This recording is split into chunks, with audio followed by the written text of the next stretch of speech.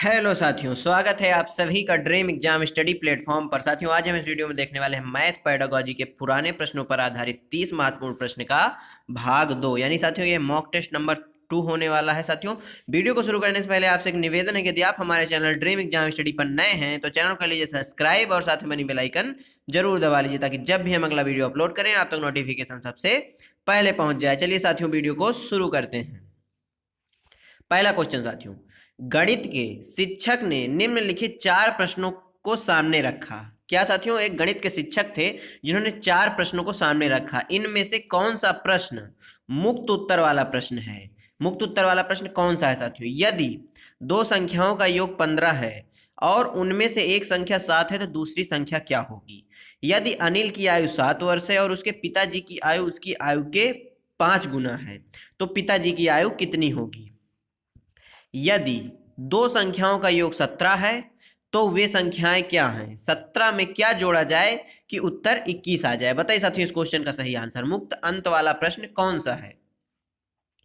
हौसला न हार कर सामना जहान का, देख गौर से बदल रहा रंग आसमान का, ये तेरी शिकस्त का नहीं बल्कि तेरी जीत का रंग है, जिंदगी हर कदम एक नई जंग है। साथियों, इस क्वेश्चन का सही आंसर क्या हो जाएगा? यदि अनिल की आयु 7 वर्ष है और उसके पिता की आयु उसकी आयु से 5 गुना है तो पिताजी की आयु कितनी होगी? यह मुक्त अंत वाला प्रश्न है, यानी ऑप्शन सी इस क्वेश्चन का राइट आंसर हो जाएगा। अगला क्वेश्चन, एक बच्ची गेंदों की गणना एक एक गेंद पर अंगुली रखकर और क्रम से उस संख्या का नाम बोलते हुए कर रही है।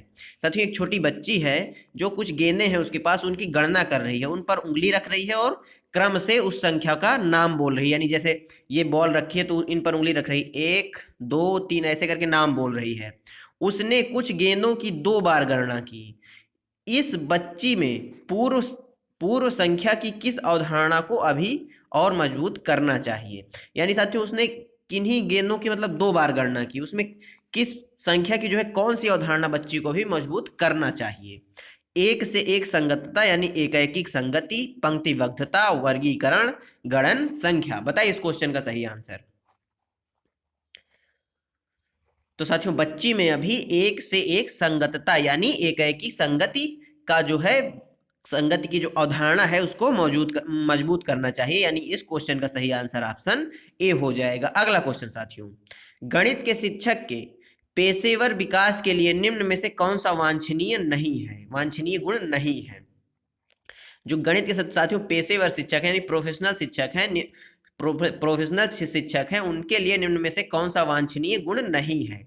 गणित की कार्यशालाओं और गोष्ठियों में उपस्थित होना, शिक्षण अधिगम के साधनों को विकसित करना, अपने और दूसरे विद्यालयों के गणित के शिक्षकों के साथ न्यूनतम वार्तालाप, शिक्षक विकास यानी फैकल्टी डेवलपमेंट के कार्यक्रमों में भाग लेना। बताइए इस क्वेश्चन का सही आंसर। एक प्रोफेशनल गणित के शिक्षक में कौन सा वांछनीय गुण नहीं होना चाहिए? तो साथियों, उसके अंदर कौन सा वांछनीय गुण नहीं होना चाहिए?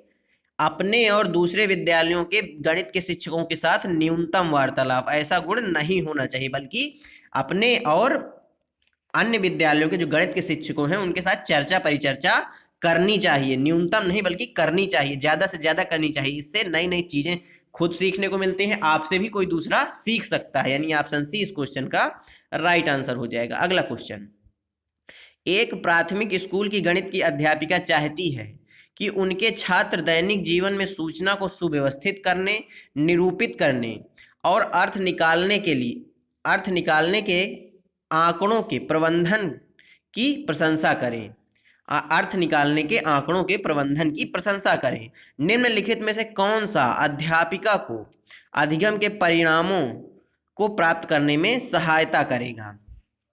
बताइए साथियों इस क्वेश्चन का सही आंसर। पाठ्य पुस्तक में हल के लिए कुछ उदाहरणों पर चर्चा करना, विविध रेल समय सारणियों का समाचार पत्रों के में प्रकाशित सर्वेक्षणों आदि का प्रयोग करना, आंकड़ों के निरूपण के लिए विभिन्न तरीकों की व्याख्या करना, उनको आंकड़ों को निरूपित करने के विविध औपचारिक तरीकों से अवगत कराना। बताइए इस क्वेश्चन का सही आंसर। तो साथियों, जो अधिगम के परिणामों को प्राप्त करने में सहायता करेगा वह कौन सा हो जाएगा? वह हो जाएगा विविध रेल समय सारणियों को समाचार पत्रों में प्रकाशित सर्वेक्षणों आदि का उपयोग करना, यानी ऑप्शन बी इस क्वेश्चन का क्या हो जाएगा साथियों, एकदम राइट आंसर हो जाएगा। अगला क्वेश्चन, निम्न में से कौन सा संख्याओं का प्रकार और उपयोगिता नहीं है साथियों? गणन संख्या, क्रम सूचक संख्या, सौंदर्य परक संख्या या अंकित संख्या? बताइए इस क्वेश्चन का सही आंसर। तो साथियों इस क्वेश्चन का सही आंसर क्या हो जाएगा, सौंदर्य परक संख्या है, जो निम्न में से संख्याओं का प्रकार या उपयोगिता नहीं है, यानी ऑप्शन सी करेक्ट आंसर हो जाएगा। अगला क्वेश्चन, प्राथमिक स्तर पर गणित की अच्छी पाठ्य पुस्तक के लिए निम्नलिखित में से कौन सा लक्षण अत्यधिक महत्वपूर्ण है? अवधारणाओं का संदर्भों के साथ परिचय देना चाहिए, अभ्यास कराने के लिए इसमें केवल बहुत से प्रश्न होने चाहिए, यह आकर्षक और रंगीन होनी चाहिए, अवधारणाओं का परिचय मानक कलन विधियों द्वारा दिया जाना चाहिए। बताइए इस क्वेश्चन का सही आंसर। साथियों जो प्राथमिक स्तर पर गणित की अच्छी पाठ्य पुस्तक के लिए कौन से लक्षण अत्यधिक महत्वपूर्ण हैं, बताइए। तो साथियों अवधारणाओं का संदर्भों के साथ परिचय दिया जाना चाहिए, यानी ऑप्शन ए राइट आंसर हो जाएगा। अगला क्वेश्चन साथियों, निम्नलिखित में से कौन सा एक चरण पोल्या द्वारा दिए गए समस्या समाधान के चरणों में से नहीं है? साथियों ये पोल्या कोई वैज्ञानिक है, एक तरह से कहें गणितज्ञ हैं, तो उनके जो समस्या समाधान के चरण उन्होंने दिए हैं उसमें से कौन सा एक नहीं है? समस्या को समझना, योजना बनाना, पुनः योजना बनाना, योजना का संचालन करना। बताइए इस क्वेश्चन का सही आंसर। तो उनके चरणों के अनुसार साथियों जो समस्या समाधान के चरण है उसमें पुनः योजना बनाने का वर्णन नहीं किया गया, यानी ऑप्शन सी राइट आंसर हो जाएगा। अगला क्वेश्चन साथियों, प्राथमिक गणित कक्षा में भिन्नों की अवधारणा के परिचय के लिए निम्नलिखित रणनीतियों में से कौन सी अति उपयुक्त है? विद्यार्थियों के समक्ष भिन्नों पर इबारती सवाल, जिसे शब्द समस्या कहते हैं, रखना, 1/2 1/4 को निरूपित करने के लिए चित्रों के चार्ट को दिखाना, संख्या रेखा पर एक भिन्न को निरूपित करना, कागज मोड़ने के क्रियाकलापों को सममित आयताकार पट्टियों एवं वृत्तीय वृत्ताकार कटआउट के साथ करना। बताइए इस क्वेश्चन का सही आंसर।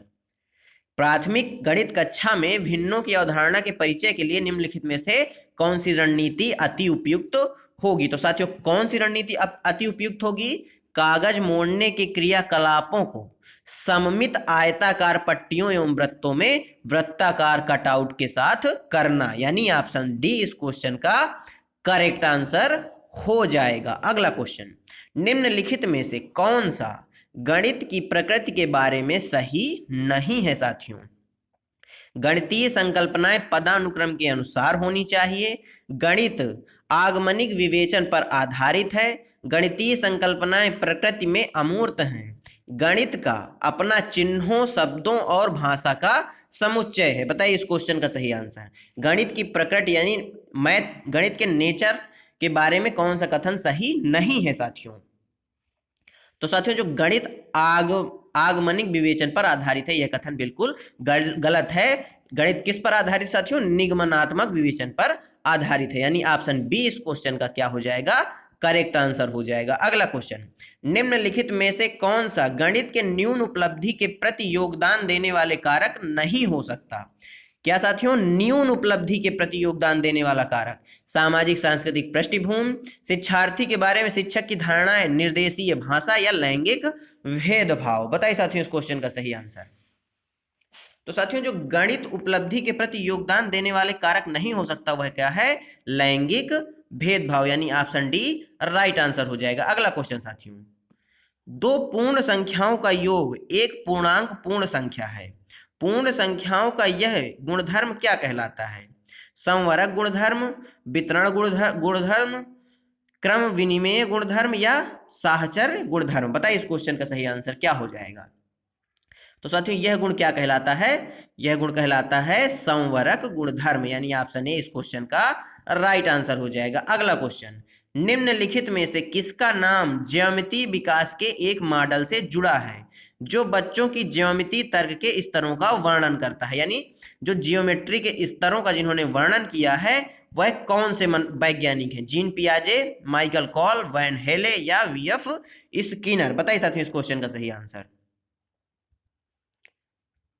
तो साथियों इस क्वेश्चन का सही आंसर क्या हो जाएगा? वैन हेले ने ज्यामितीय तर्क के स्तरों का वर्णन किया है। साथियों आप हमें कमेंट बॉक्स में बताएंगे जीन पियाजे ने किस चीज का सिद्धांत दिया है। अगला क्वेश्चन साथियों, इस क्वेश्चन का सही आंसर क्या हो गया है साथियों? वैन हेले, ऑप्शन सी। अगला क्वेश्चन, श्रीमान हरि अपनी कक्षा में भिन्न प्रकार की रंगोली के चित्र, प्रिंटेड दुपट्टे लेकर प्रिंटेड साथियों दुपट्टे लेकर आए हैं। गणित में निम्नलिखित में से किन विषयों को पढ़ाने के लिए किन विषयों को पढ़ाने के लिए यह सर्वाधिक उपयुक्त साधन हो सकता है? गुणज और गुणनखंड, आकृति और पैटर्न, भिन्न और स्थानीय मान। बताइए साथियों इस क्वेश्चन का सही आंसर। श्रीमान हरि यानी जो हरि साहब अध्यापक हैं, ये अपनी कक्षा में रंगोली के चित्र और प्रिंटेड दुपट्टे लेकर आए हैं।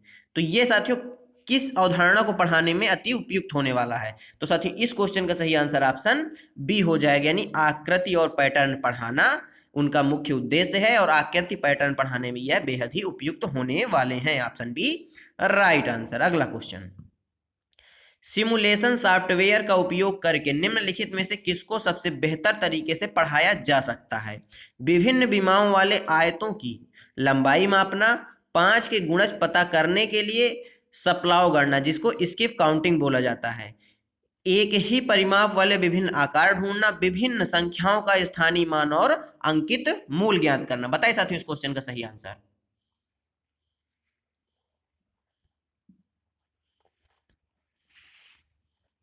तो साथियों इस क्वेश्चन का सही आंसर क्या हो जाएगा? ऑप्शन सी हो जाएगा, एक ही परिमाप वाले विभिन्न आकारों को ढूंढना, यानी ऑप्शन सी राइट आंसर हो जाएगा। अगला क्वेश्चन साथियों, निम्नलिखित में से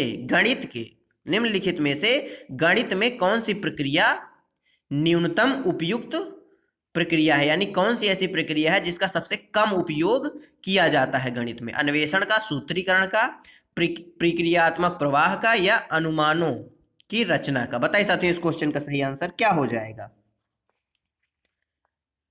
तो साथियों इस क्वेश्चन का जो सही आंसर हो जाएगा वह क्या हो जाएगा? ऑप्शन सी प्रक्रियात्मक प्रवाह।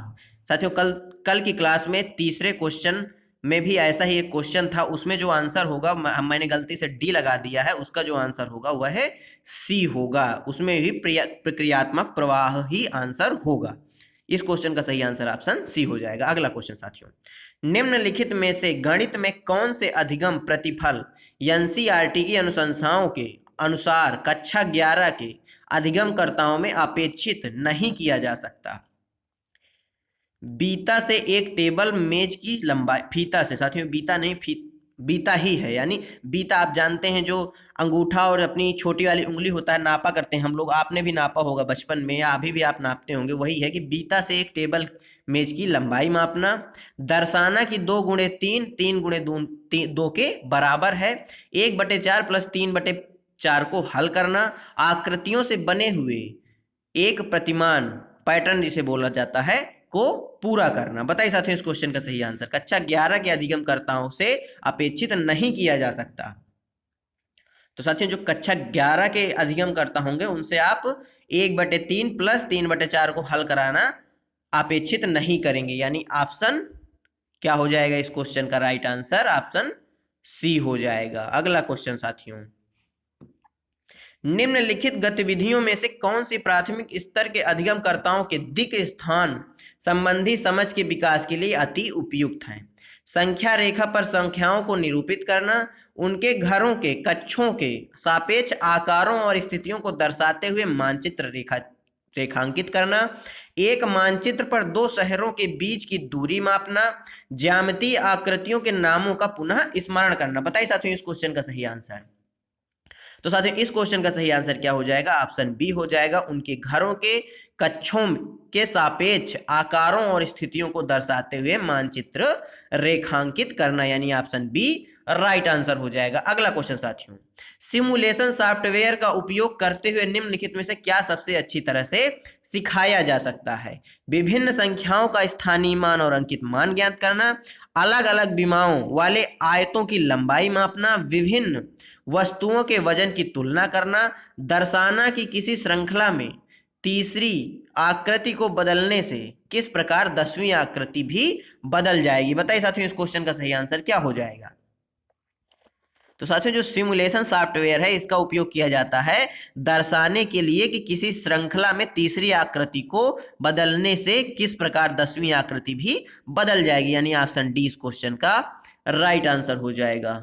अगला क्वेश्चन साथियों, एक बच्चा वर्ग और आयत में अंतर नहीं कर पाता, वह दोनों को एक ही श्रेणी में निर्धारित करता है। वैन हीले के ज्यामितीय तर्क के सिद्धांत के अनुसार छात्र किस चरण में है। साथियों एक छात्र है जो आयत और वर्ग में अंतर नहीं कर पाता, वह दोनों को एक ही श्रेणी में निर्धारित करता है। तो वैन हेले के जो ज्यामितीय तर्क का सिद्धांत है उसके अनुसार छात्र किस चरण में है। अभिग्रहितीय स्तर, विश्लेषण स्तर, निगमन स्तर या दृश्यीकरण स्तर। बताइए साथियों इस क्वेश्चन का सही आंसर। तो साथियों जो छात्र है वह अभी दृश्यीकरण स्तर पर है, यानी ऑप्शन डी राइट आंसर हो जाएगा। अगला क्वेश्चन, निम्न में से क्या योगात्मक मूल्यांकन की विशेषता नहीं है। साथियों यह सत्र के अंत में होने वाली परीक्षा है, बिल्कुल सही बात। इसका उपयोग श्रेणीकरण, कक्षोन्नति और स्थापन में होता है। यह छात्रों के सामर्थ्य और कमजोरियों का निदान करने पर केंद्रित है। यह उत्पादन अनुकूलन है, ना कि प्रक्रिया अनुकूलन। बताइए साथियों इस क्वेश्चन का सही आंसर क्या हो जाएगा। तो साथियों जो योगात्मक मूल्यांकन होता है वह उत्पादन मूल्यांकन होता है, ना कि प्रक्रिया के अनुसार होता है। यह सत्र के अंत में भी होता है। साथियों जो सत्र के अंत में मूल्यांकन होता है उसमें आप सभी जानते हैं कि श्रेणीकरण होता है, कक्षा उन्नति बच्चों को दी जाती है। श्रेणीकरण का मतलब कौन सा फर्स्ट, कौन बालक फर्स्ट आया, कौन सेकंड आया, ये सारी चीजें योगात्मक मूल्यांकन के अंतर्गत होती हैं।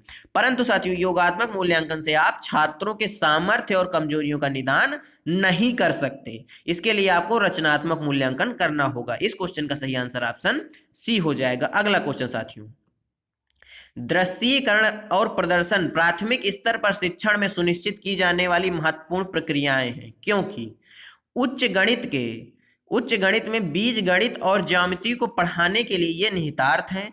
प्राथमिक स्तर पर केवल यही कौशल सिखाए जाने चाहिए। गणित में अधिगम के मूल्यांकन का यही एकमात्र तरीका है। ये शिक्षक के काम को आसान बनाते हैं। बताइए साथियों इस क्वेश्चन का सही आंसर। तो साथियों इस क्वेश्चन का जो सही आंसर हो जाएगा वह क्या हो जाएगा, उच्च गणित में बीज गणित और ज्यामिति को पढ़ाने के लिए यह एक निहितार्थ है, यानी ऑप्शन ए राइट आंसर हो जाएगा। अगला क्वेश्चन साथियों, गणित के शिक्षण अधिगम में निम्नलिखित में से कौन सा लक्षण रचनात्मक प्रक्रिया का नहीं है। कक्षा प्रारंभ करते समय विद्यार्थियों की प्रारंभिक समझ का आकलन करना, अंतर्दर्शी हलों को प्रोत्साहित करना, संज्ञानात्मक संघर्ष के लिए अवसर प्रदान करना, समस्या समाधान के लिए निर्धारित तरीका अपनाने को प्रोत्साहन कर देना। बताइए साथियों इस क्वेश्चन का सही आंसर। गणित के शिक्षण अधिगम में निम्नलिखित में से कौन सा लक्षण रचनात्मक प्रक्रिया का नहीं है। तो साथियों समस्या समाधान के लिए निर्धारित तरीका अपनाने को प्रोत्साहन देना यह एक रचनात्मक प्रक्रिया का चरण या लक्षण नहीं है। क्यों साथियों, जो समस्या समाधान होता है इसमें आप किसी एक तरीके पर निर्भर नहीं रहते, बल्कि कई तरीके खोजते हैं रचनात्मक प्रक्रिया में, यानी ऑप्शन डी इस क्वेश्चन का करेक्ट आंसर हो जाएगा। अगला क्वेश्चन, 3 गुणे 5 के गुणन का परिचय देने के लिए निम्नलिखित में से कौन सी विधि अति उत्तम है। कुछ वस्तुओं से 3 गुणे 5 के आयताकार व्यूह की रचना का निर्माण करना, उत्तर को पाने के लिए 3 और 5 के पहाड़ों की कविता पाठ करना, परिकलक कैलकुलेटर की सहायता से उत्तम उत्तर ज्ञात करना, संपलाव गणना यानी स्किप काउंटिंग का अभ्यास करना। बताइए साथियों इस क्वेश्चन का सही आंसर। तो साथियों जो इस क्वेश्चन का सही आंसर हो जाएगा वह कुछ वस्तुओं से 3 गुणे 5 आयताकार व्यूह की रचना का निर्माण करना, यानी ऑप्शन ए राइट आंसर हो जाएगा। अगला क्वेश्चन साथियों, सममिति की अवधारणा का परिचय देने के लिए निम्नलिखित में से सर्वाधिक उपयुक्त कार्यनीति कौन सी है। बच्चों को पेपर मोड़ने वाले क्रियाकलाप कराए जाएं, अवधारणा की स्पष्ट परिभाषा दी जाए, बच्चों के वाद विवादों में सम्मिलित किया जाए। साथियों बच्चों को वाद विवादों में सम्मिलित किया जाए, बच्चों को वर्गों और आयतों के निरीक्षण के लिए प्रोत्साहित किया जाए। बताइए साथियों इस क्वेश्चन का सही आंसर क्या हो जाएगा। तो साथियों इस क्वेश्चन का सही आंसर क्या हो जाएगा, बच्चों को पेपर मोड़ने वाले क्रियाकलाप कराए जाएं, यानी ऑप्शन ए राइट आंसर हो जाएगा। कौन सा सही हो जाएगा साथियों, ऑप्शन ए। अगला क्वेश्चन साथियों, कक्षा 2 के छात्र को 35 लिखने के लिए कहा गया तो उसने 305 लिखा। अध्यापक के रूप में आप इसको कैसे संबोधित करेंगे? यह बताकर कि यह गलत है और उन्हें सही उत्तर प्राप्त करने के लिए कहेंगे। श्याम पट पर सही उत्तर लिखकर अपनों माफ करिएगा उनको अपनी कॉपी में 10 बार सही उत्तर लिखने के लिए देकर उन्हें मूर्त पदार्थों से विनिमय नियम समझाकर। बताइए साथियों इस क्वेश्चन का सही आंसर। तो साथियों जहां मूर्त पदार्थों की बात आई है, विनिमय नियम समझाने की बात आई, यानी ऑप्शन डी इस क्वेश्चन का राइट आंसर हो जाएगा। उन्हें मूर्त पदार्थों से विनिमय नियम समझाकर आप क्या कर सकते हैं, 35 लिखने की जगह उन्होंने 305 लिखा है, इसको आप सुधार सकते हैं। ऑप्शन डी राइट आंसर हो जाएगा। अगला क्वेश्चन साथियों, निम्नलिखित में से क्या विद्यार्थियों में त्रिविमीय यानी दिक् स्थान समझ को विकसित करने के लिए संभवतः उपयुक्त नहीं है? भारत के मानचित्र के विभिन्न शहरों के बीच दूरी का परिकलन करना, इसकी कल्पना करना कि दी हुई रेखाओं पर मोड़ने से एक कागज का टुकड़ा कैसा दिखेगा, निर्देश देना कि वे विद्यालय से घर कैसे जा सकते हैं, पेंसिल के ऊपरी दृश्य और पार्श्व दृश्य में सुमेलन करना। बताइए साथियों इस क्वेश्चन का सही आंसर। तो साथियों इस क्वेश्चन का सही आंसर क्या हो जाएगा? ऑप्शन ए हो जाएगा। भारत के मानचित्र में विभिन्न शहरों के बीच की दूरी का परिकलन करना यह उपयुक्त नहीं है, यानी ऑप्शन ए करेक्ट आंसर हो जाएगा। अगला क्वेश्चन साथियों, प्राथमिक स्तर पर गणित के आकलन के विषय में निम्नलिखित में से क्या वांछनीय नहीं है? अवधारणाओं की समझ के आकलन पर महत्व दिया जाना चाहिए। एक विलक्षण परीक्षा प्रतिरूप का ही अनुकरण करना चाहिए। विद्यार्थियों के संदर्भ में प्रति आकलन को असंवेदनशील होना चाहिए। यह आवश्यक है कि सभी बच्चों को उनकी गणितीय रुचि के अनुसार चुनौती दी जाए। बताइए साथियों इस क्वेश्चन का सही आंसर कौन सा वांछनीय नहीं है? तो साथियों एक विलक्षण परीक्षा प्रतिरूप का ही अनुकरण करना यह वांछनीय नहीं है। ऑप्शन बी राइट आंसर हो जाएगा। अगला क्वेश्चन, कक्षा गणित साथियों कक्षा यहां पर शायद एक है, माफ करिएगा यहां कुछ मिस टाइपिंग है। गणित की कक्षा में पढ़ाते समय राधा ने बच्चों को निम्नलिखित संदर्भ द्वारा एक अवधारणा का परिचय दिया। कार में 4 बच्चे थे, फिर एक बच्चा बाहर निकला, अब कार में 3 बच्चे हैं। उपयुक्त संदर्भ में निम्नलिखित में से कौन सा कथन सही है? बच्चे संवर्धन के रूप में योग की समझ विकसित करेंगे। बच्चे समुच्चयन के रूप में जोड़ की समझ विकसित करेंगे। बच्चों में न्यूनजन के रूप में क्या होगा? घटाओं की समझ विकसित होगी। बच्चे संवर्धन और न्यूनीकरण के व्युत्क्रम संक्रिया के रूप में जोड़ेंगे। बताइए साथियों इस क्वेश्चन का सही आंसर। तो साथियों एक बच्चा बाहर गया यानी एक बच्चा कम हो गया, यानी घटाओ की बात हुई, यानी ऑप्शन सी करेक्ट आंसर हो जाएगा। अगला क्वेश्चन साथियों, अनीस ने अपने छात्रों को विभिन्न ज्यामितीय आकृतियों को वर्गीकृत करने के लिए एक समूह परियोजना दी। इस परियोजना में विद्यार्थियों के प्रदर्शन का आकलन करने के लिए निम्नलिखित में से कौन सी आकलन तकनीक सबसे उपयुक्त होगी? Rubric, paper pencil test, checklist या संकल्पना मानचित्र? बताइए साथियों इस क्वेश्चन का सही आंसर। तो साथियों इस क्वेश्चन का जो सही आंसर हो जाएगा वह ऑप्शन ए हो जाएगा, रूब्रिक, यानी ऑप्शन ए करेक्ट आंसर हो जाएगा। अगला क्वेश्चन, एक गणित के अध्यापक ने विद्यार्थियों से एक 10 ग्राम में दिए गए सभी आयतों को पहचानने के लिए कहा। उपयुक्त क्रियाकलाप विद्यार्थियों का वैन हेले के अनुसार दिए गए ज्यामितीय तर्क के किस स्तर पर आकलन करने के लिए उपयुक्त है? दृश्यीकरण, स्वयं सिद्ध, विभिन्न आकृतियों में परस्पर संबंध स्थापित करना, आकृतियों को पहचानना। बताइए साथियों इस क्वेश्चन का सही आंसर। तो साथियों इस क्वेश्चन का सही आंसर क्या हो जाएगा? ऑप्शन डी हो जाएगा, यानी आकृतियों को पहचानना। अगला क्वेश्चन साथियों आज के 30 क्वेश्चन यहीं पर समाप्त होते हैं। आपको आज के 30 क्वेश्चन कैसे लगे हमें कमेंट बॉक्स में जरूर बताइएगा। 30 में से आपने कितने सही किए ये भी आप हमें कमेंट बॉक्स में बताइएगा। मिलते हैं साथियों आपसे अगले वीडियो में, तब तक के लिए जय हिंद, जय भारत। अपना और अपनों का ख्याल रखिए, सभी का सम्मान करिए। और हाँ साथियों, यदि आपने अभी तक चैनल को सब्सक्राइब नहीं किया तो चैनल कर लीजिए सब्सक्राइब।